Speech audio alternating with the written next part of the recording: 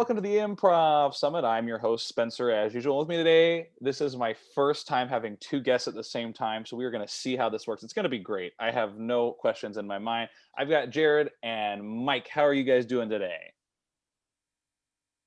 Let's talk at the exact same time because that works well over Zoom. Yeah. I was like, should you go? Should I go?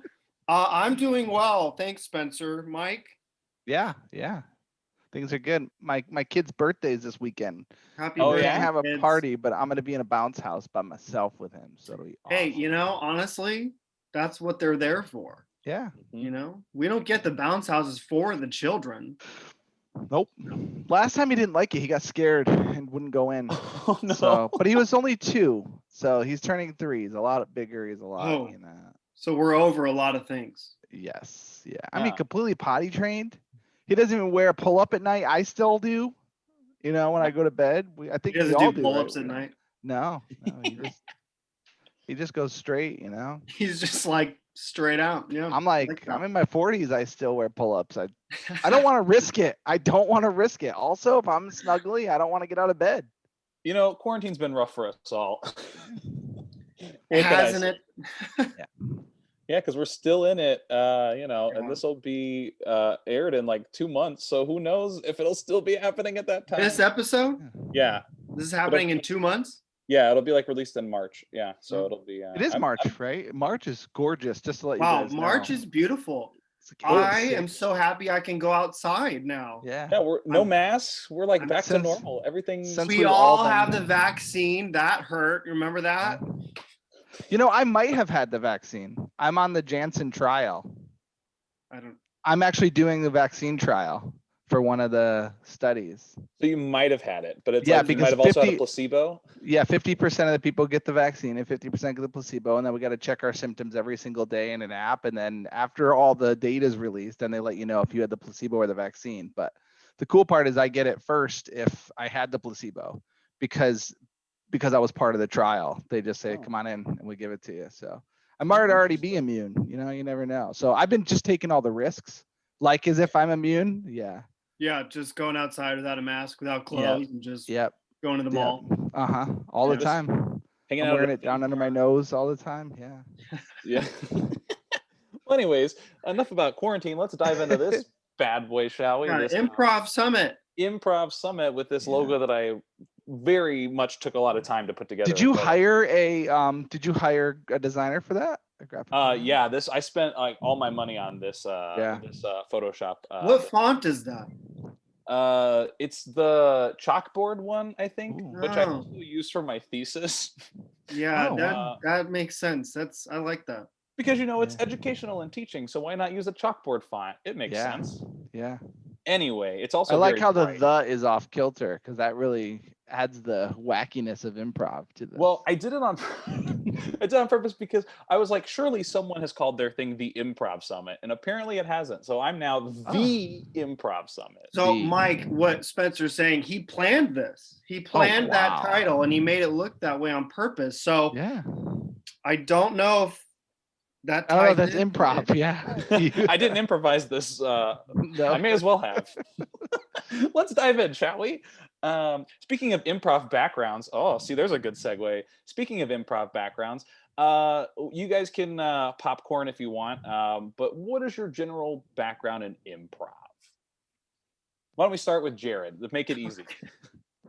I was like, I feel like there's not an easy way to do this unless you just straight up.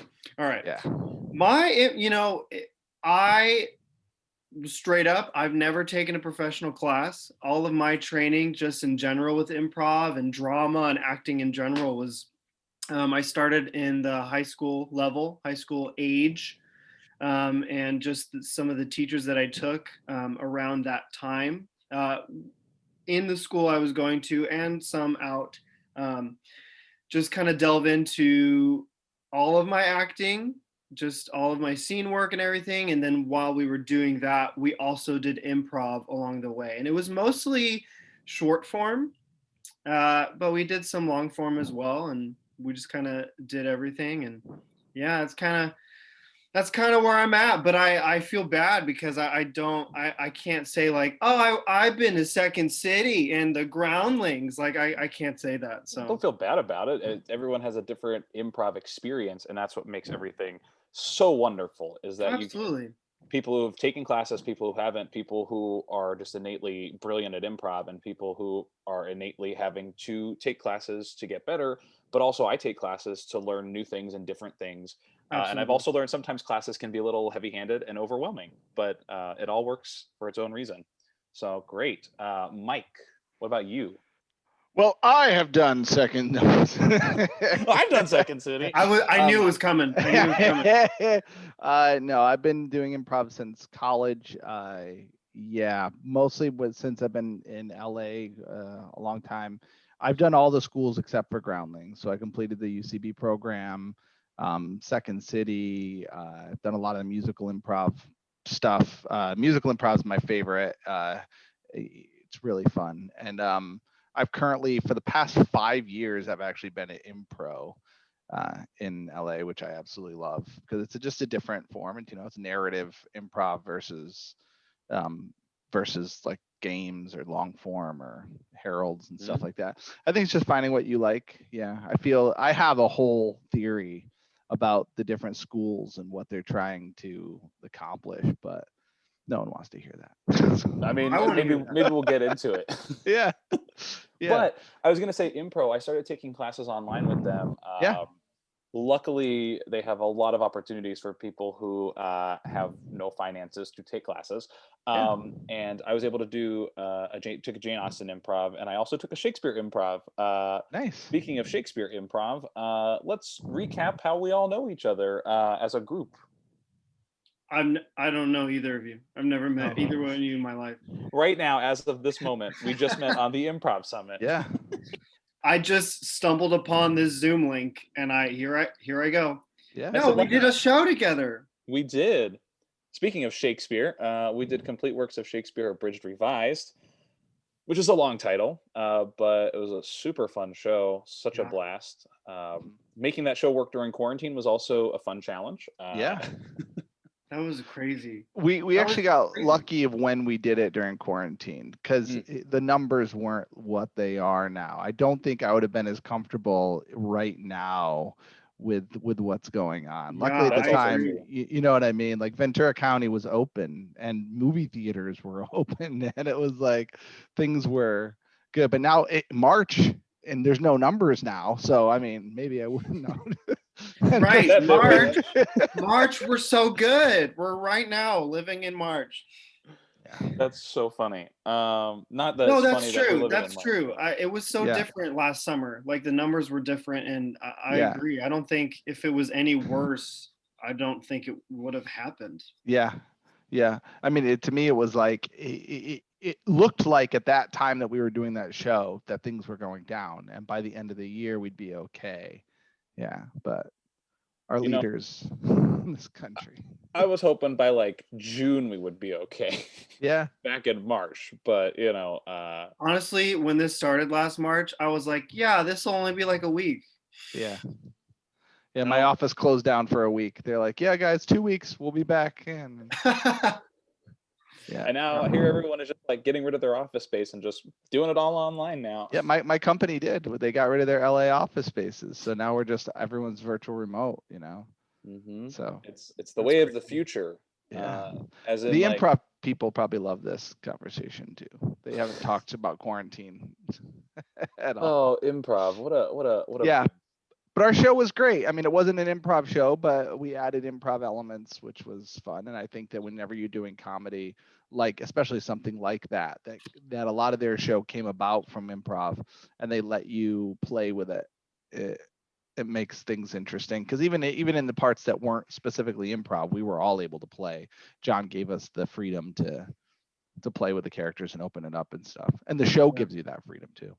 Yeah, and I would even say on top of that too, like besides the improv that we added, we had to change stuff anyway because the show is written for a live audience, and we didn't have that, so we had to change some of the script anyway, which we were allowed to do. We had the permission to do so from the authors and everything, but it turned into a show that we were creating on its feet, which was exciting.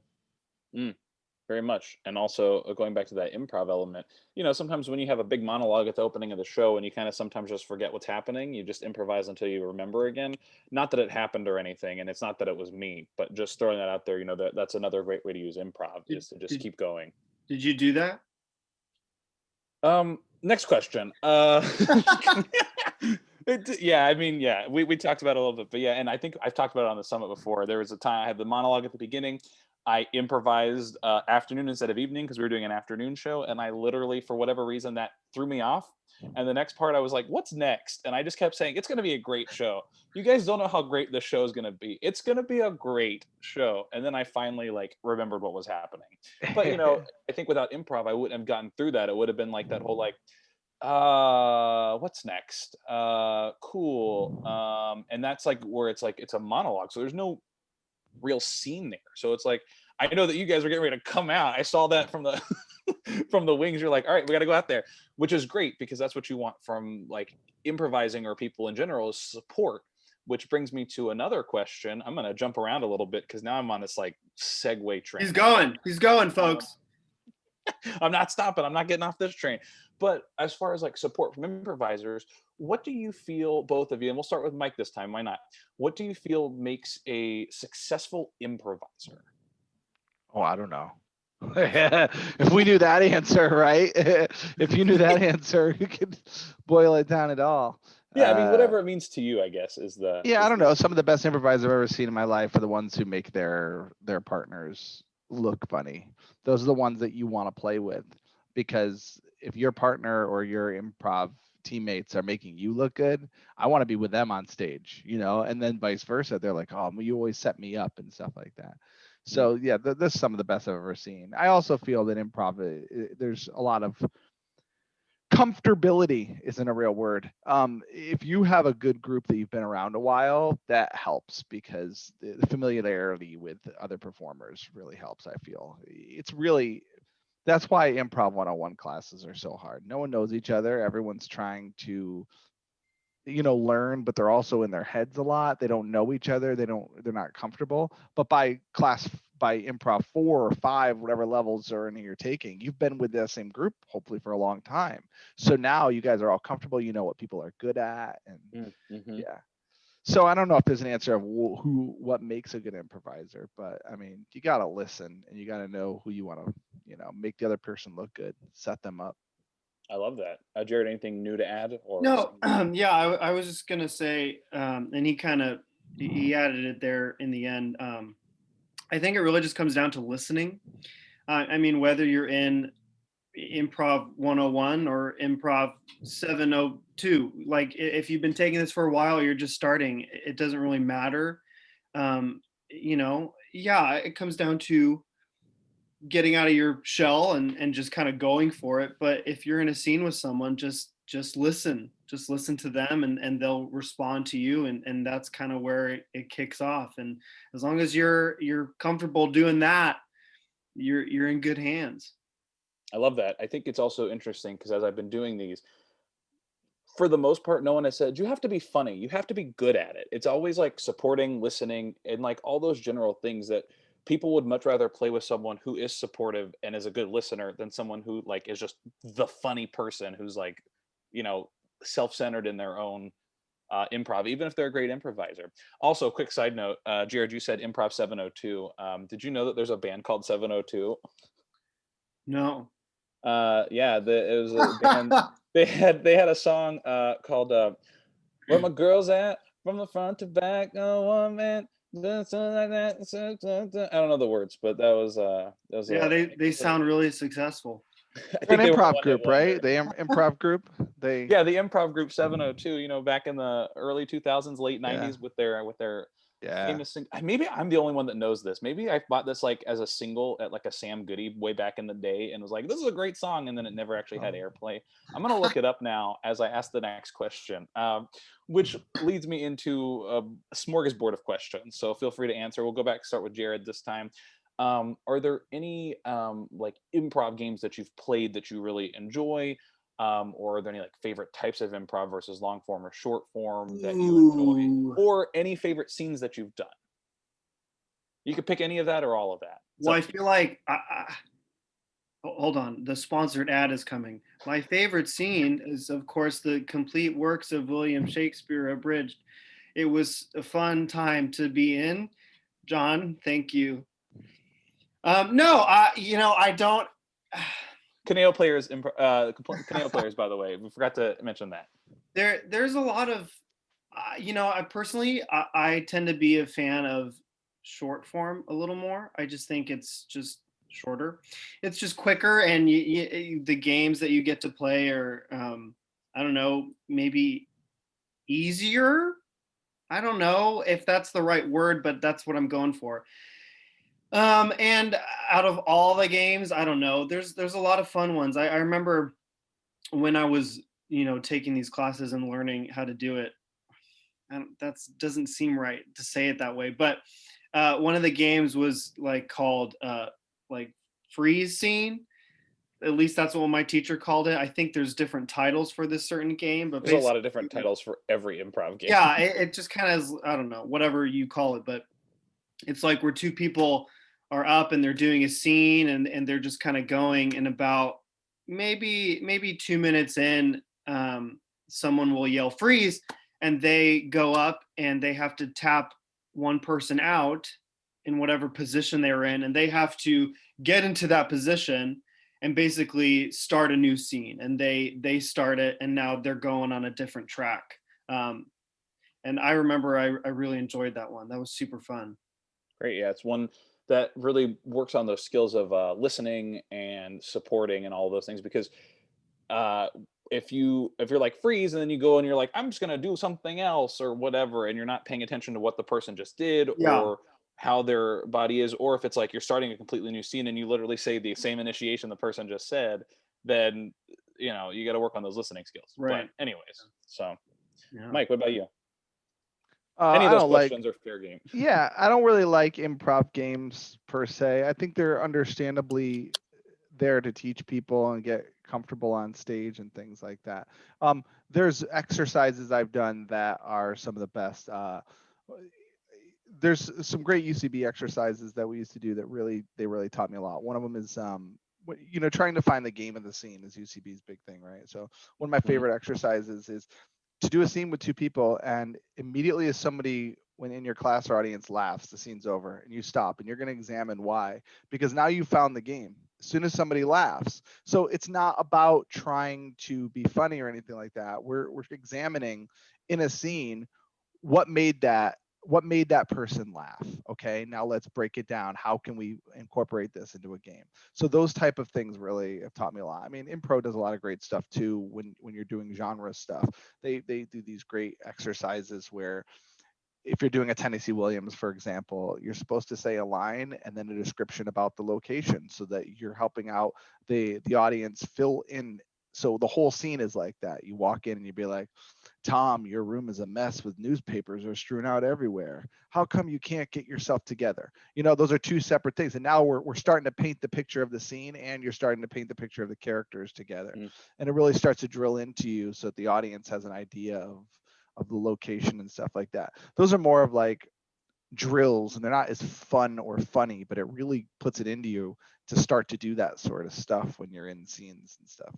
Yeah, and I would say the layers really help, because especially like with when I did Jane Austen Improv, one of the exercises we did was we went into like a breakout room with two people, and it was like one of the fancy pants guys meeting one of the fancy pants gals in the old timey era. That was a really bad description of Jane Austen. But it's like the idea of like small talk when they meet. It's like, oh, hello, oh, hi, whatever. And we just drilled the small talk. We weren't worried about what was going on in the scene, who these characters really were in the context of the whole world. It was just doing that, and it was great because then we went and did like these whole like sets of scenes, and we threw in those moments. It was like, oh, I already know how to do this like type of improv, that I can go back and not worry about the rest of it. It's like breaking it down. And with Shakespeare, it was like, go around and say, you whatever whatever, and you're saying like 3 insults or 3 compliments, and it was really great because when we went back into it in the scene, I was like, I've got all these words now that I can just throw out. And so it really, so going off of that, it's like, even though it's not necessarily the most exhilarating or the most funniest, I guess, they really help play with those ideas. So when you get into something like what Jared was talking about with freeze, you're able to take those concepts and throw them into those scenes, so you get that rapid fire, or in long forms where you have more time to kind of let things breathe. So I love that.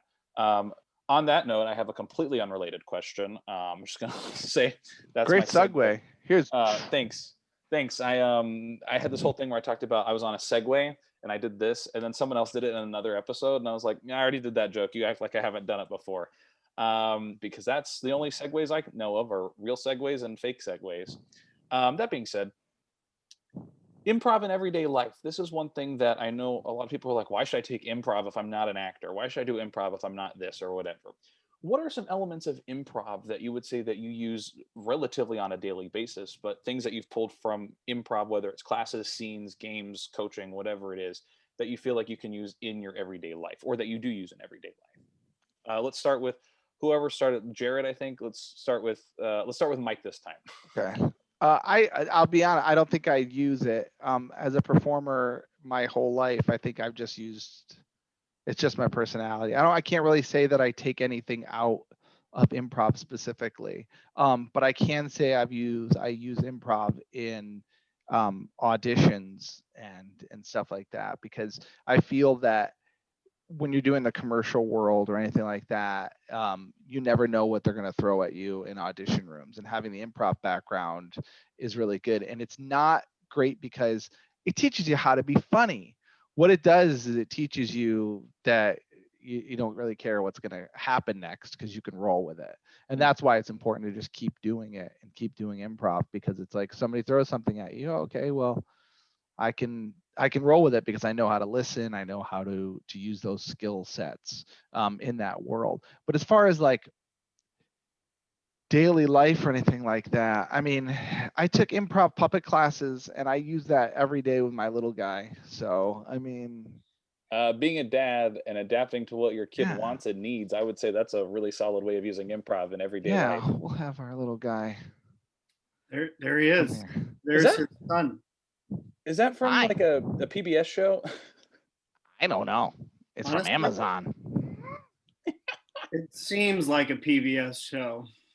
It's very possible. Okay, now for the rest of this episode, you have to talk as the puppet. Just kidding. You can do whatever you want. Jared, how about you? Yeah, I don't know. I would agree with Mike a little bit on this too. It's just that I don't think, not even improv, just like any acting skill in general, it's not like I'm going about my daily life thinking, all right, how can I apply this and think deep about it? I think the only thing that really kind of helps you, whether you're in your day-to-day life or in an audition, which is perfect, it just helps you think on your feet. It just helps you think on your feet and think quick. Because whether you're in an audition or dealing with a real life problem like being stuck at home in the coronavirus and the pandemic, it helps you. Which we're not in because it's March 2021 and we enjoy life outside. It just kind of helps you, work through problems. I mean, if you're able to kind of think it through quickly and logically, it helps with that. So I would say that, yeah. Great. I love that. And I think also it is true that like I'm not like actively thinking like how can I use improv in my everyday life, but I know that a lot of times I use it without realizing that I'm using it. We talk about like that licensing, listening and supporting, and things like that. But I know that as a board certified music therapist, one of the things I do when I work with young kids, now that it's March and I'm back working with kids in classrooms because COVID doesn't exist anymore. How many times can we say this joke? Let's see. We're gonna keep I think going. We're past the rule of 3. I'm pretty sure we're at the rule of 10. That was 4, I think, or 5. Well, now we got to circle back around. It's the rule of 13 if it doesn't get funny again. So at least we got to get another one in there to make it 6. But one thing I've noticed is like when I have young kids who want to just like make up stuff, it makes it a lot easier for me to be like, let me play something on the guitar and let's improvise a song, because I don't have to be like, oh, I'm not good at that. It's like, oh, I've done this. I've done it a lot harder. This is for kids. The stakes are much lower, and like wowing a kid. It's like, you sang words. Wow, I'm impressed. Versus like, those didn't rhyme. So that's what I think. Anyways, on a side note, I looked up 702. They actually had 4 hits in the top 40 Billboard chart. And Where You My did Girl's that At, just now while we're hit live. number 4. Yeah, I did it. Yeah, I said I was going to look it up. Well, I asked the next question. I did say that. So thank you for listening to I was my... listening. I just didn't believe you because you're interviewing us and you were on your phone. What's going on? No, I'm on my laptop. I'm not on my phone. My phone's down here. All right. I just looked it up next to the questions. That's what I did. Anyway, on that note, let's move into, I got a couple questions here that are left. Let's see. I think I did I must have done all these. All right, well, you know what? Let me ask another question before I get into like the big question and some other questions. Ooh, This one I actually big question. don't think I The meaning of life. Do you have any questions? No. 42. What drew you to improv? I would say like maybe like acting aside, what drew you to improv, and why did you continue either taking improv classes or wanting to continue doing improv? Let's start with Jared this time. You knew I was going to call on you. I was like, I better think.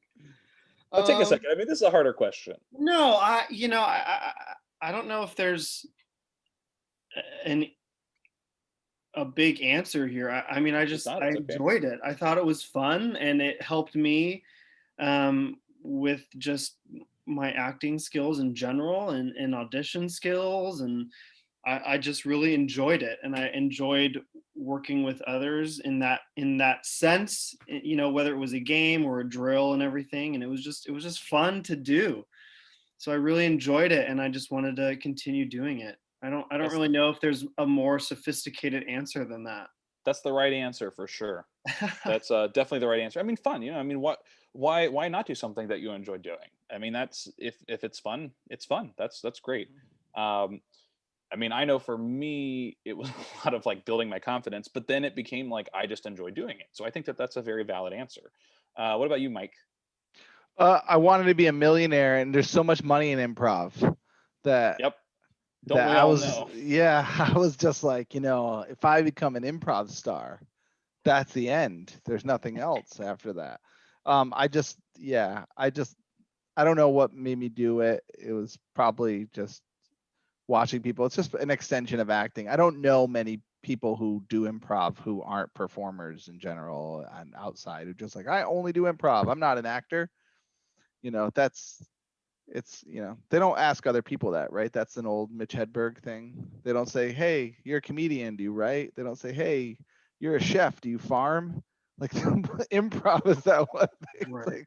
Right. Yeah. They kind of go hand in hand now. Exactly. So it's just part of what it is. But yeah, I don't know what physically drew me to it. I know that early on when I got my first agent, she's like, you have to have some improv background and stuff like that. And a lot of people that are in Hollywood, LA, they're taking improv to have it on their resume versus enjoying it. And it's not a bad thing to have on your resume because it teaches you skills, And but yeah, as we've seen, improv teaches all kinds of skills like listening. If you think you're a good listener, try taking improv, because you're gonna learn real quick that even if you're a good listener, you could be a better listener.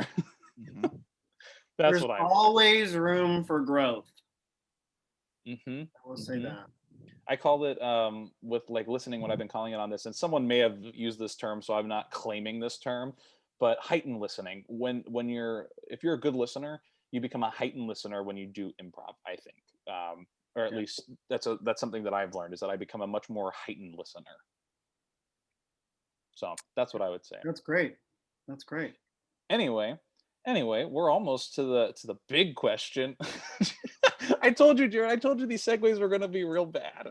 I prefaced that way ahead of time. I'm nervous about this big question. I buckled up. I'm here for the ride.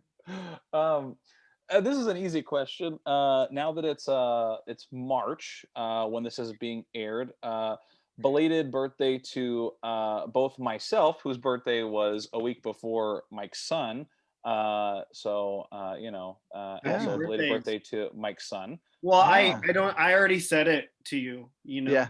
I was there at your party. We were allowed. Yeah, I know. Yeah, right. Back in January. Yeah. And it's interesting because I am 10 times older than Mike's son at this point. So that's exciting. Anyway, the reason I'm doing this improv summit is because I always get people pre-COVID, but even like now with a lot of like online, and now that we're back in the real world, because it's March, people always ask me like, Spencer, you do a lot of improv. Where should I take improv? And I always have a hard time answering that question because I feel like there's a lot to that question. But if someone was going to come up to you and say, where should I take improv? What's a piece of advice or some kind of tip that you'd give them based on your experience with improv or things that you know about, whatever, improv in general? Mike, then Jared.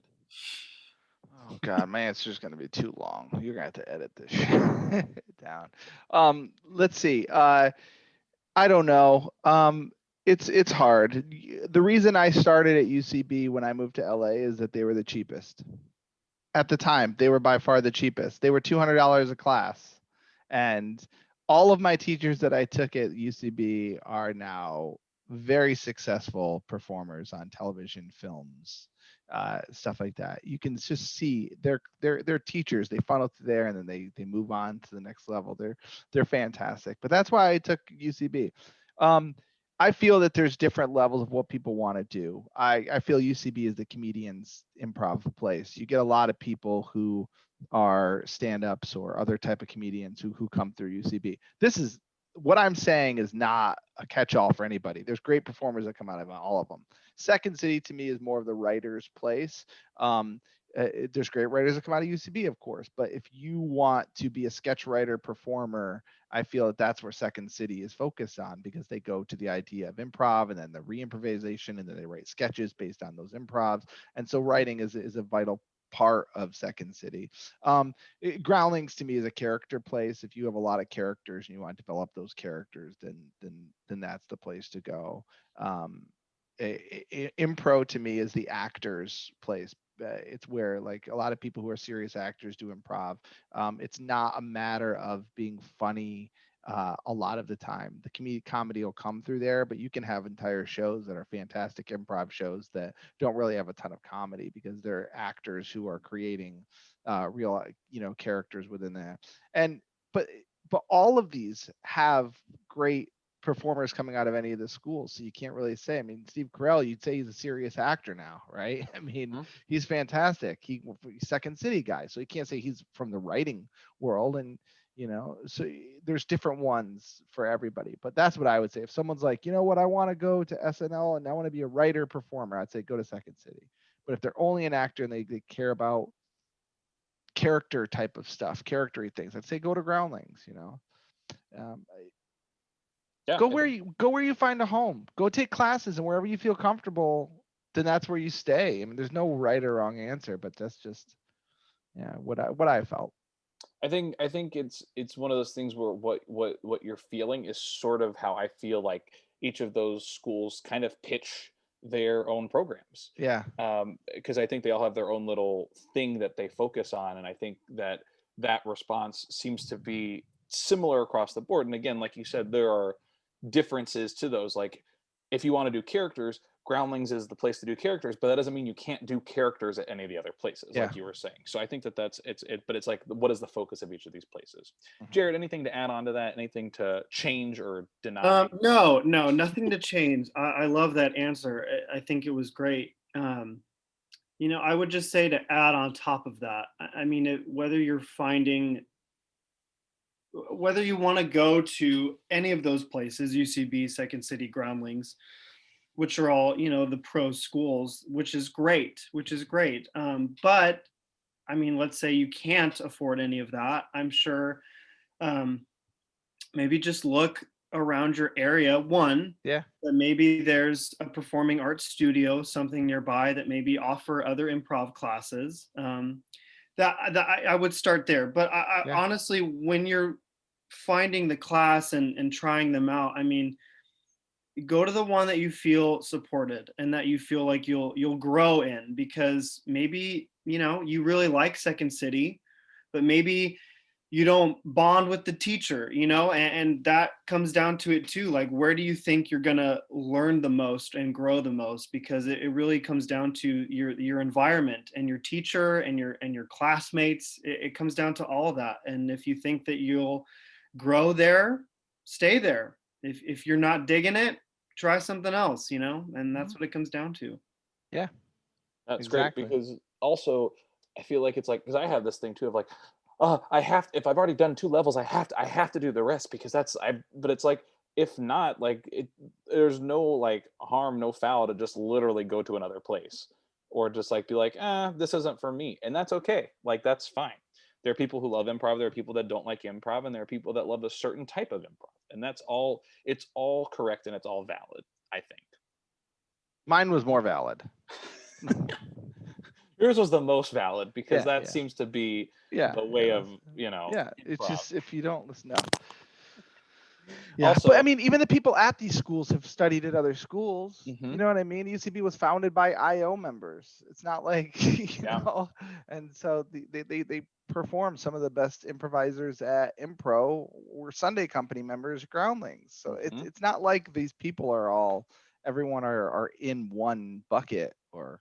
Oh yeah, and I did iOS, UCB, Comedy Sports, and Second City, and there are ones that I liked more than others, and there are also, but what I found is that I learned something different from each place. There's something that I was able to enhance my skills, like as a sketch writer, as a short form player, with improv, with narrative. I haven't taken the improv program, but I've taken some narrative genre Mhm. improv. But different places, I really was where I built like the relationships of the characters. I'm scared to take groundlings because I don't know. I'm not great with characters, so maybe I should take groundlings. But yeah. So I think that there is value in taking different programs, even if you're like, I like this one better than the other or whatever, because you can't. I mean, I guess you could just love them all the same, but I think that I have, like, if I was to give a ranking, I could probably figure out a ranking. But there was such a value to each one, and they're all so different that it's hard to actually kind of rank them, because it's like this one focuses on game, this one focuses on short form. I can't really compare a long form game school to a short form school. They're not comparable because they're teaching different things. But that's what I would say.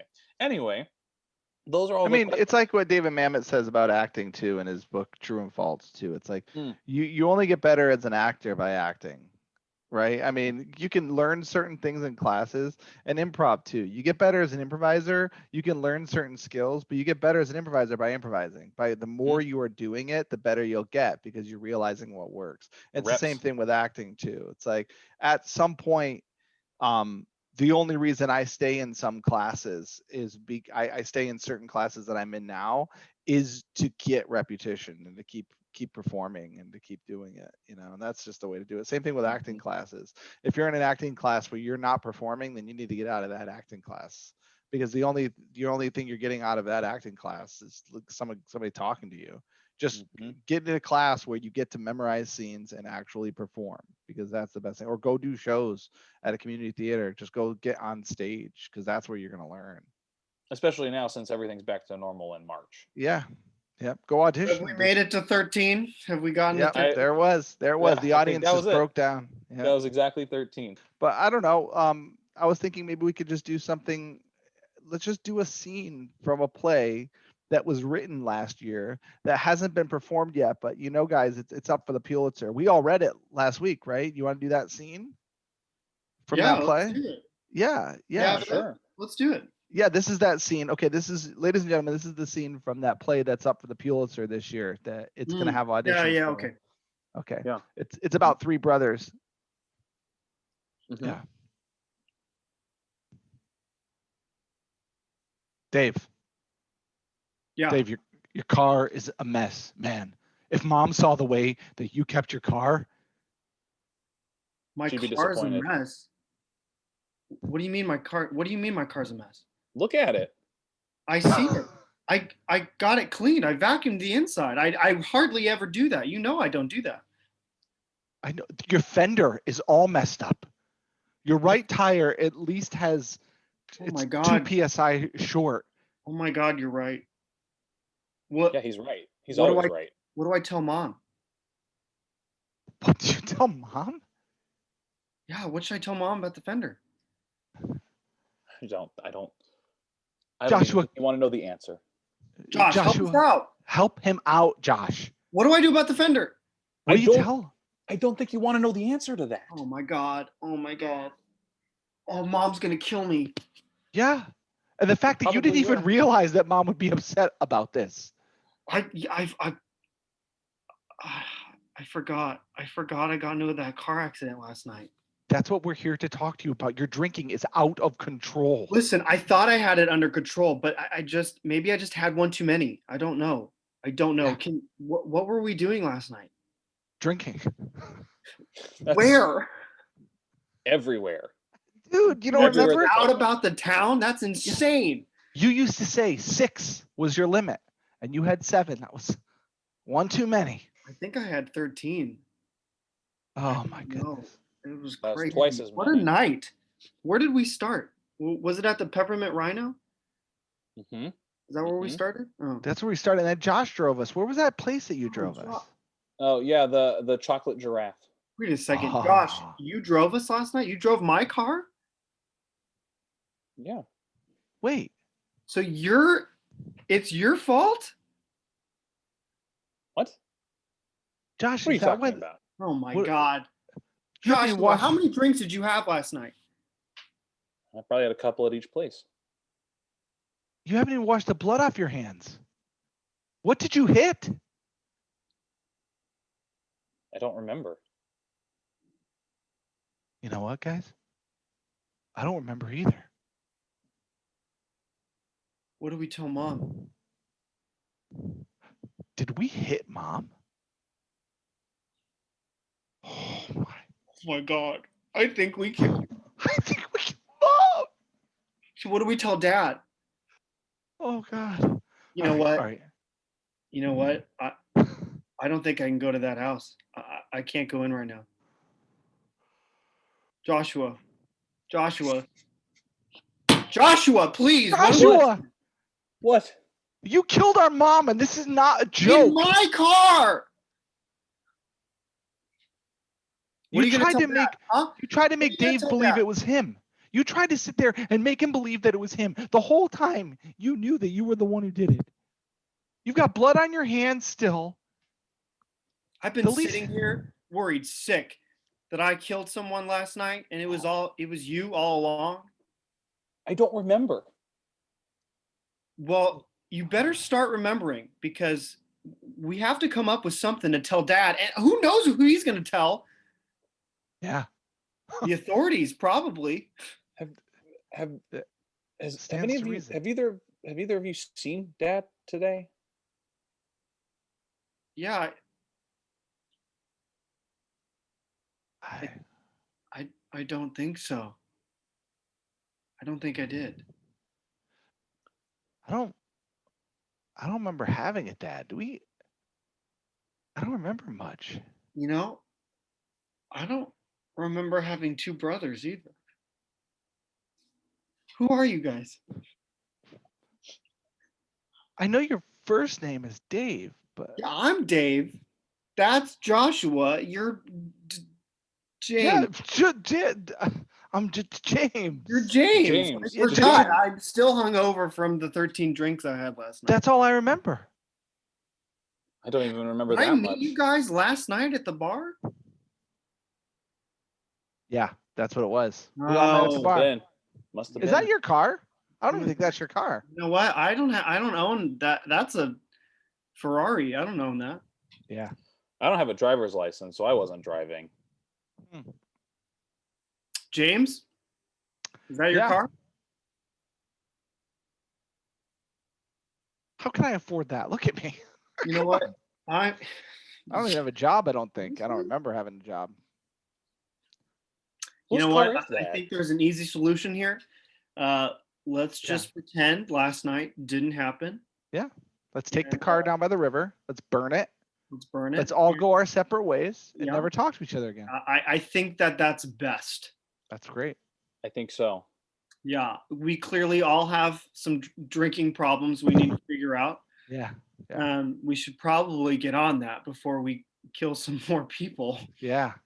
Well, we don't remember what happened, so Joshua, you should maybe get your driver's license, since I'm convinced you drove last night. But yeah, I'm pretty certain you did kill whoever your mother is. So yeah, you better call your dad. yeah. Yeah. You know, honestly, I don't remember what happened last night, but I do know one thing. It was the best night I've ever had in my life. Oh, it was so much fun. That was. You guys are wild. See. Oh my God. And that's the first scene of that play. Yeah. The first scene. The Pulitzer Prize winner. Yeah. Yeah, it has never been performed yet. First scene of the entire play. Called Drunken Shenanigans. Oh, I don't. After that, it just goes into the lives of James, devolves. Joshua, and Dave. Just Every evolves. bar. Just. And then wait till Act 3, because there's an Act 3 of this one. Oh goodness. See, it was very Chekhovian, right? Yeah, right. I don't even know what happened. That was wild. Yeah. Thanks so much, everybody, for coming. This is the Improv Summit. That's Jared. That's Mike. See you next time. Bye. Bye, guys. Bye.